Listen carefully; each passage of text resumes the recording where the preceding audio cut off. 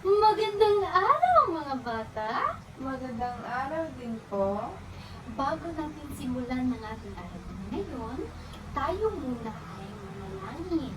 Maaari ko bang tawagin si Sofia dito sa harapan para mag-lead sa ating prayer? Handa ka na ba? Opo. Okay.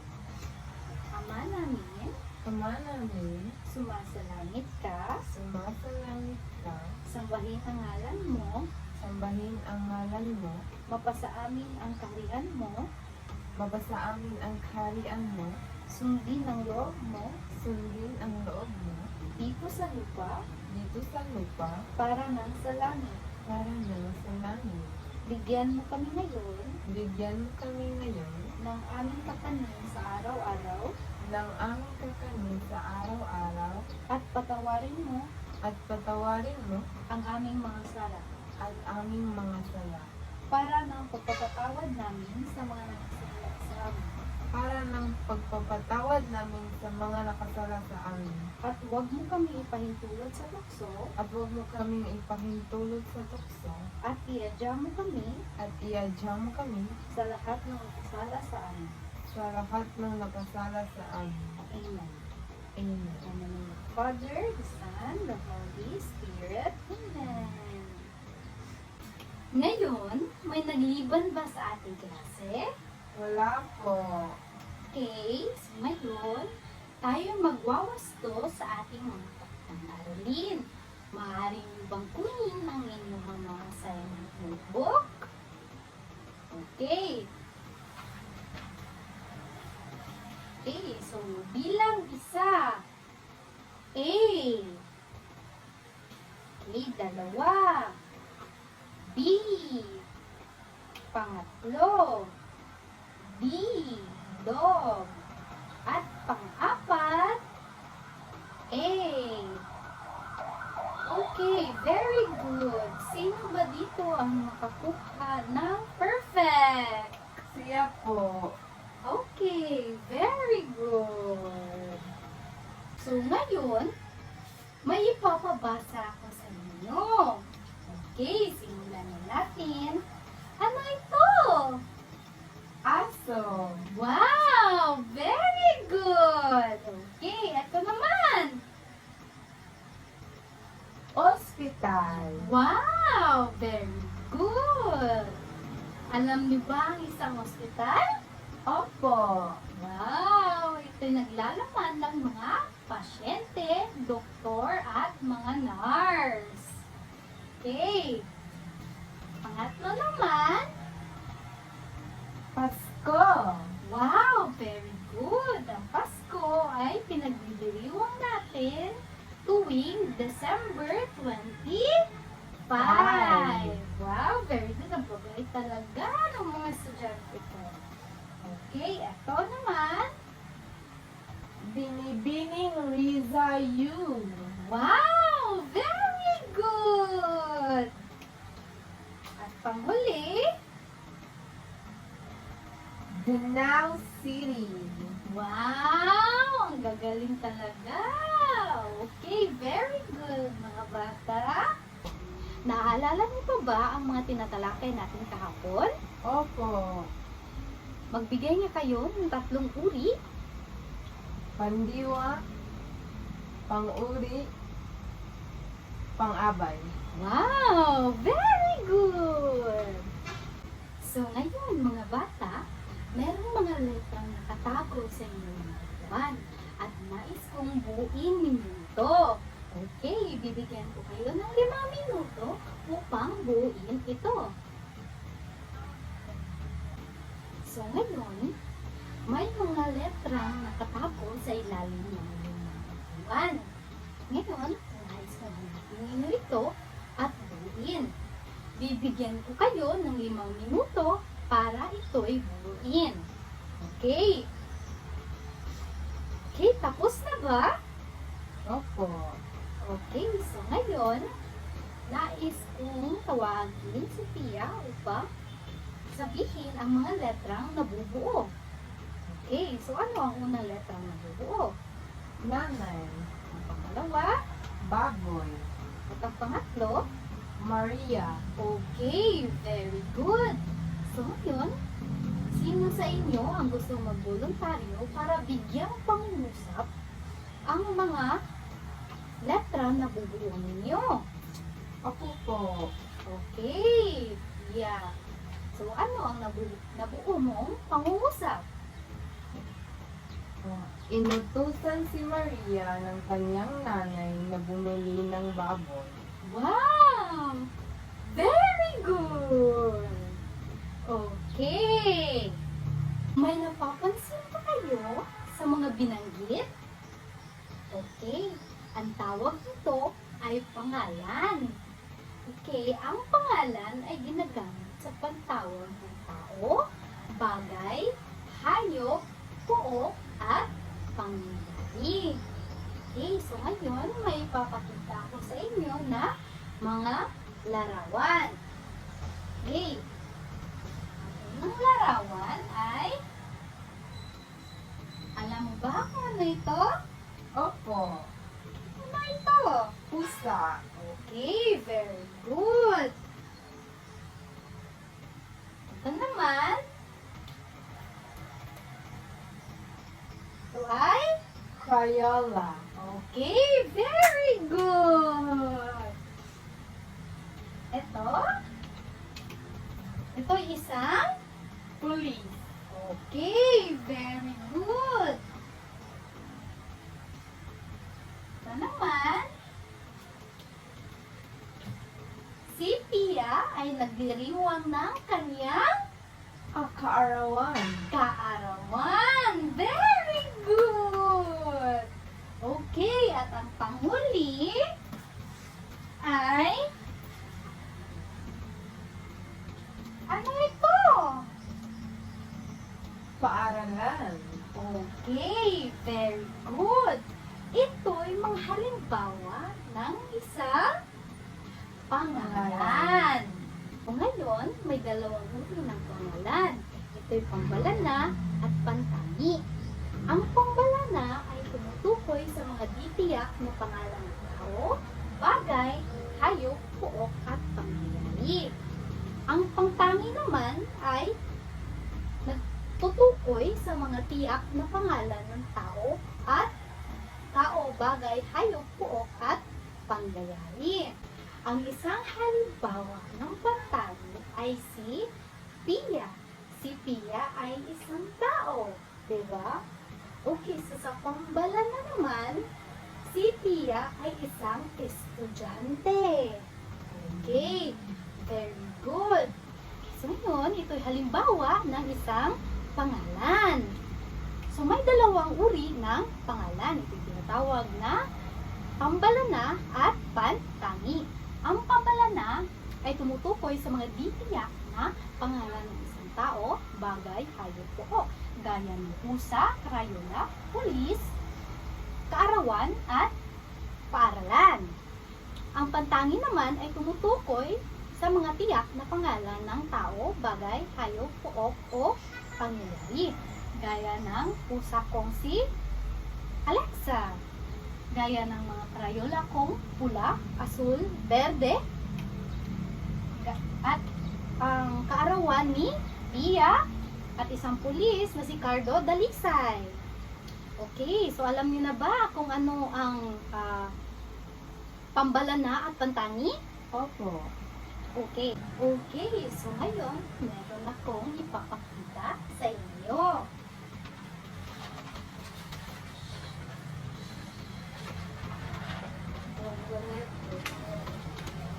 Abili ko po.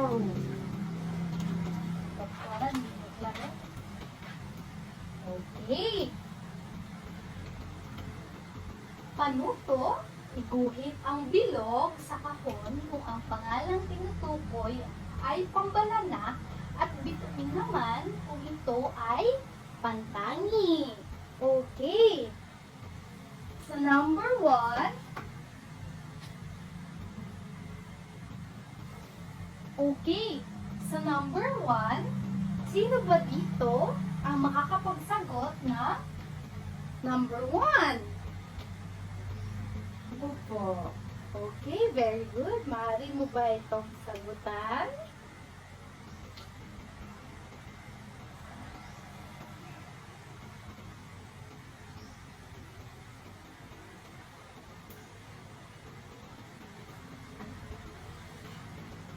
Wow! Very good! Okay, so sa susunod naman, maaari mo ba rin itong sagutan?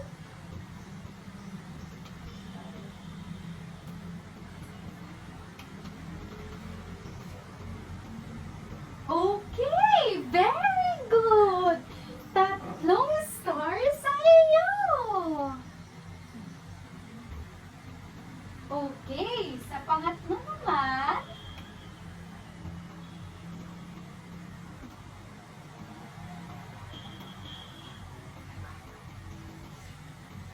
wow! Inilagay mo talaga siya sa kahon! Very good! Okay, paano naman itong si Binibining Alice Gu? Ito ba isang pantani? O ito isang pambalana? Mari mo ba itong sagutan?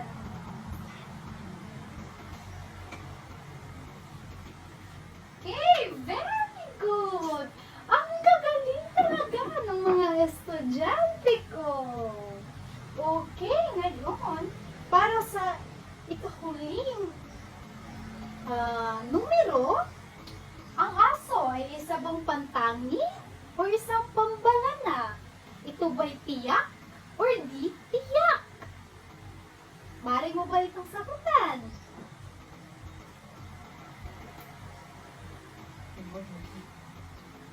Wow! Very good! Alam niyo na talaga lahat kung ano ang isang pangalan at ang dalawang uri nito. Ano nga yung mga dalawang uri nito? Pambalana at pantiyak. Okay, anyone? Ano nga ang dalawa nito? Ito isang pambalana at Pangtangi. yay! Very good! Okay, handa na pala kayo para sa ating susunod na gawain ngayon. Handa na ba kayo? Opo. Okay.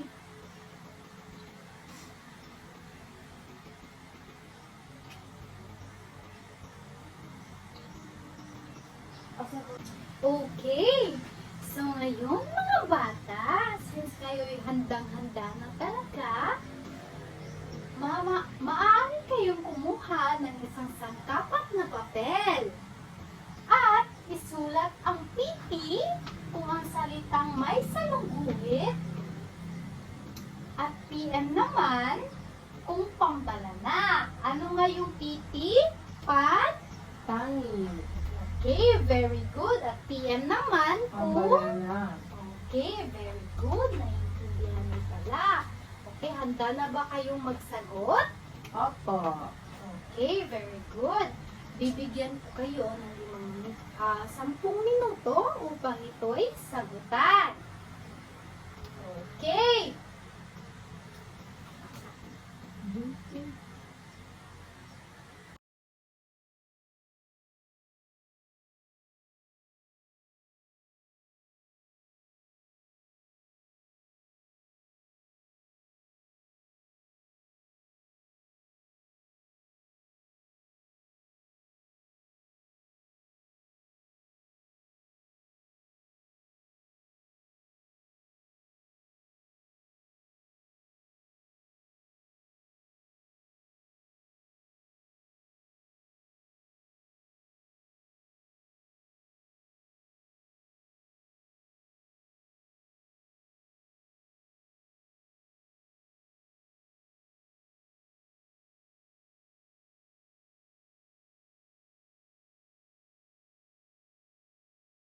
Okay. Kayo'y tapos na ba? Opo. Okay, very good. Ang gagaling talaga ng mga estudyante ko. Okay, ngayon tayo ay magwawasto at ibigay ninyo ang inyong sangkapat na papel sa inyong katabi. Okay, handa na ba kayo sa ating pagwawasto? Opo. Okay. Okay, so number 1, bumili kami ng radyo. So ano nga ba ito? Ito ba'y pantangi? O ito'y pambalana? Pambanana. Okay, very good. So, ang ilalagay natin dito ay P, And M. Okay. Very good. Pangalawa naman, ang ganda ng aso niyang si Aki. Si Aki ay isang uri ng pangalan na tiyak. So, ito ay Pantangi. pantangi. Okay. 1 point. Okay, number 3.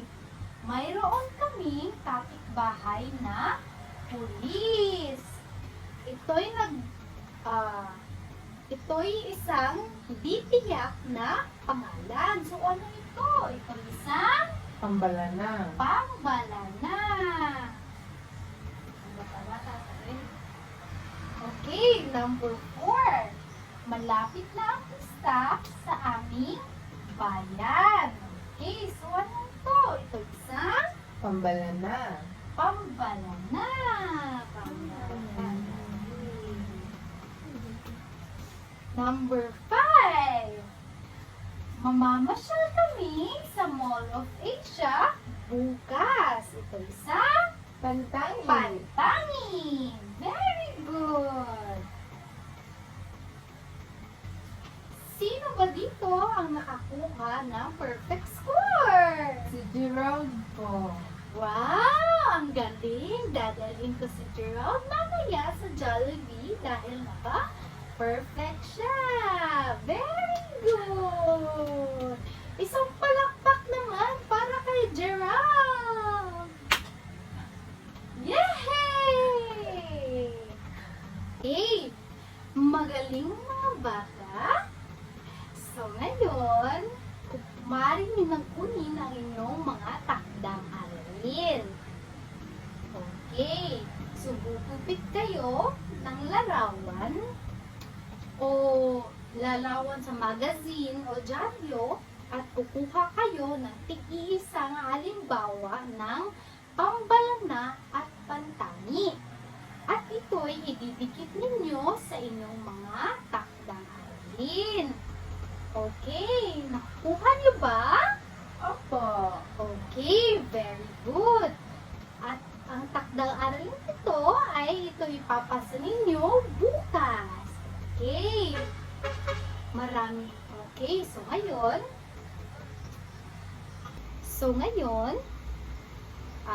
na magtatapos ang ating aralin ngayong umaga. Okay, so goodbye class. Goodbye, Teacher Jude. Okay, see you tomorrow.